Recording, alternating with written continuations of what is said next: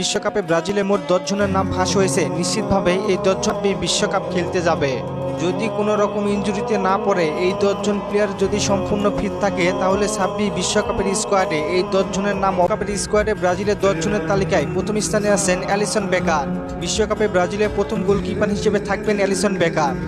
এরপরে তালিকায় 2 নম্বরে আছে ব্রাজিল এবং প্যারিসের ক্যাপ্টেন মার্কোনহোস। ব্রাজিলের ডিফেন্ডার মার্কোনহোস 26 বিশ্বকাপ খেলবে। সেই সাথে তালিকায় 3 নম্বরে আছে ব্রাজিলের আরেক ডিফেন্ডার গ্যাব্রিয়েল মাগালেস। ইনজুরি থেকে ফিরেই প্রথমে ব্রাজিল দলে ফিরবেন এবং বিশ্বকাপের স্কোয়াডে ব্রাজিলের সাথে খেলতে যাবেন 26 বিশ্বকাপ।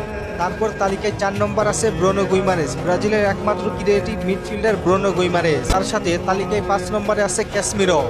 ক্যাসমিরো ব্রাজিলের এমন একজন মিডফিল্ডার যে পুরো মাঠকে একাই কন্ট্রোল করতে পারে।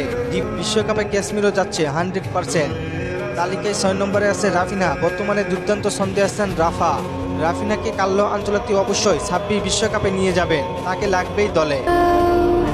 এরপর তালিকায় 7 নম্বরে আছেন ব্রাজিলের রাইট উইঙ্গে এস্তেভা উইলিয়াম। এই তরুণ প্রতিভাবান ফুটবলারকে নিয়ে তো নতুন করে কিছু বলার নেই। এস্তেভাও কেমন প্লেয়ার আপনারা সকলেই জানেন। বর্তমানে সে হালকা একটু ইনজুরিতে আছেন, তবে খুব তাড়াতাড়ি ফিরে আসবেন। আর এস্তেভা উইলিয়াম বিশ্বকাপে যাচ্ছেন, এতে কোনো সন্দেহ নেই। 8 নম্বরে আছেন ভিনিসিয়াস জুনিয়র, তাকেও কার্লো আনচেলত্তি নিশ্চিতভাবে রাখবেন। তালিকায় 9 নম্বরে আছে এডার মিলিতাও। এডার মিলিতাওকে 2 পজিশনে খেলানো যেতে পারে।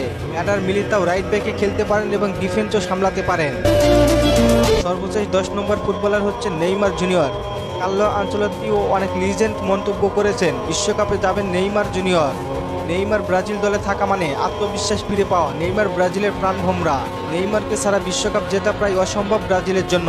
এই 10 জনই বিশ্বকাপে খেলতে যাবে মোটামুটি শিওর। আপনার মতে আরও কাদেরকে নিয়ে যেতে পারে বিশ্বকাপে জানিয়ে দিন কমেন্ট করে। আর